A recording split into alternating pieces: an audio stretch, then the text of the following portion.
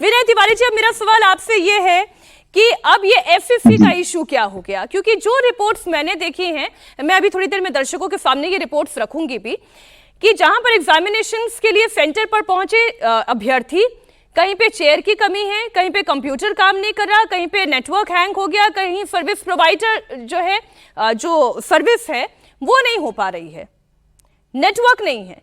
ये तो मुझे हैरानी हो रही है कि ये इस तरीके की सिचुएशन में फिर आप एग्जामिनेशन कॉल कर ही क्यों रहे हो? तो पहली पाली में तो एग्जाम हो गया, दूसरी और तीसरी पाली का कैंसिल हो गया। उसके पीछे सबसे बड़ी समस्या ये है कि असल में एसएससी ने तैयार ही नहीं एग्जाम कराने के लिए। ये भी एसएससी जीडी की एग्जाम डेट उन्हें देनी पड़े, उनके ऊपर प्रेशर बनाया गया, क्योंकि उन्होंने एग्जाम तो बहुत पहले 2 महीने पहले लेना था, लेकिन डेट टालते गए और 2 महीने बाद आनन फानन जिसे कहते हैं ना, मजबूरी में कि हमें 2026 का कैलेंडर स्टार्ट करना था, उसकी प्रेशर में इन्होंने एग्जामिनेशन की डेट दी। और एसएससी जीडी का एग्जाम पिछली बार भी इसीलिए टाला था क्योंकि इसमें बच्चे ज्यादा हैं फॉर्म भरने वाले। तो जिसको 50-60 लाख बच्चा फॉर्म भरेगा, उस पेपर को कंडक्ट कराने के लिए इनके पास इंफ्रा है ही नहीं। और ये तो 30 लाख में जब जाहिर हो गया था जब एसएससी सीजीएल और सिलेक्शन पोस्ट फेज 13 का एग्जाम हुआ था, उससे ही शुरू हुआ है।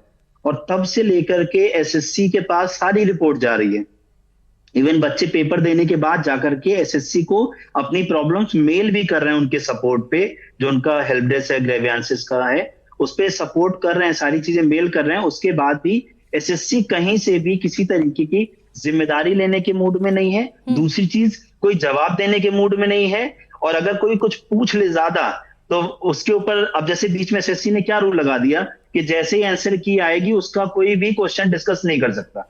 ये तो बिल्कुल ऐसा हो गया कि अरे जब बच्चे ने पेपर दे दिया, अब उसकी आंसर की आई है तो उसको हम लोग को भी मना कर दिया कि कोई टीचर डिस्कस नहीं कर सकता, कोई बच्चा किसी से डिस्कस नहीं कर सकता। एग्जाम सेंटर पे बाहर निकल के बच्चा अपने क्वेश्चन को, जैसे कोई भी वो करते हैं एग्जाम एनालिसिस, उन्हें वो क्वेश्चन नहीं बता सकता।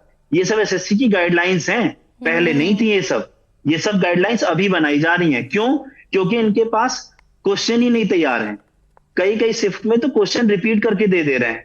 इसका मतलब ना तो इनके पास इंफ्रा है सिस्टम को सही से एग्जाम कंडक्ट कराने के लिए। इन्होंने देखा कोई छोटा सा कंप्यूटर सेंटर चल रहा था, उसमें अगर मान लीजिए 20 चेयर थी, तो उन्होंने सोचा 50 बच्चों का सेंटर यहां बना देते हैं, आधे परसेंट, क्योंकि अमूमन जो एसएससी की अटेंडेंस रहती है 50% के अराउंड रहती है। तो उन्होंने कहा जब 50 बच्चों का सेंटर बनाएंगे, 20-25 आएंगे, हो जाएगा मैनेज। लेकिन हो क्या रहा है, बच्चा पहुंच जा रहा है एग्जाम देने, क्योंकि बेरोजगारी इतनी ज्यादा है।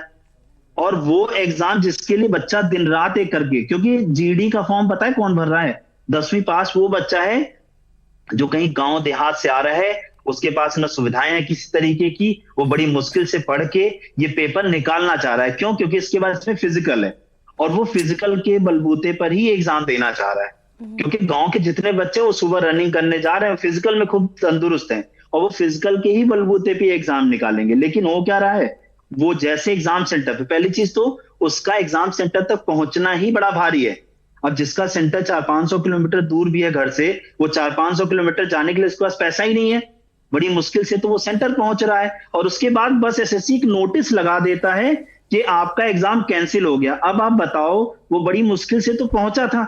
बिल्कुल ठीक अब बात एक नोटिस ने इस एक नोटिस ने उसके सपने को भी तोड़ दिया।